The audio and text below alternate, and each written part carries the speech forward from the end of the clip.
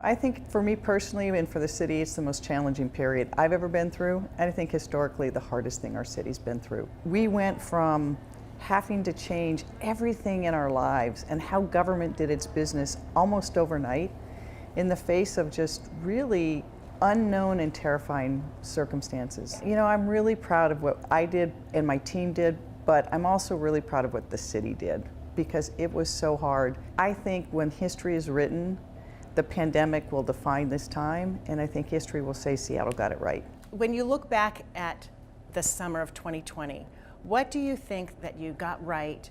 And if you could have a do-over, what would that be? In the context, it's really important to remember we were in the midst of the pandemic. Everybody was depleted. Our businesses had shut down, our workers were at home, we'd been kept apart from each other, and then you had the murder of George Floyd and just this uprising. And I think that it was such a dynamic, challenging time to have to worry about whether the federal government, president said he's going to send troops into Seattle to protect the really important right of First Amendment protesters and encourage that, and at the same time provide public safety to businesses and residents. The Capitol Hill situation put Seattle in the national spotlight, not in a good way once the president got involved. I think that everyone made the best decisions they could in the moment. I think Chief Carmen Best had one of the hardest jobs in America to manage that, and I think we in the city, we worked as hard as we could every day to protect all of those interests. Do you have any regrets looking back over the 4 years? You know, I'm not a huge person on rearview mirrors. I learn every day on things I could have done better or ways to get it better. What do you think is the best direction forward for this city? We have to be in a place where we absolutely continue to have alternatives to policing. But there are times when you need an armed police response. When someone calls 911, you need a police officer there right away to help them.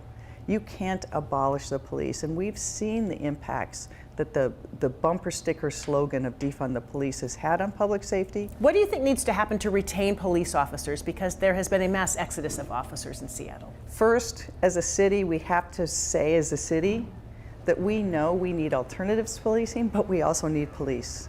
And we need each of those officers to know that their job is valued and their work is important. And so we have to, again, not just demonize a class of people because of their job, but to look at how can they do their job that actually serves their community. And when it comes to homelessness, it's so multifaceted. Can it be solved in Seattle? Seattle will never solve homelessness by itself. On homelessness, there is no silver bullet.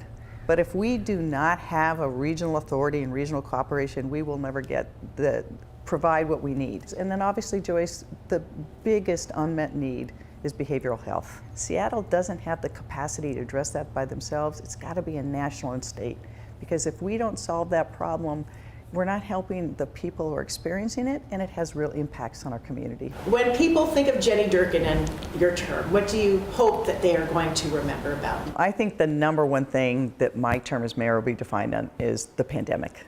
You know, we were ground zero.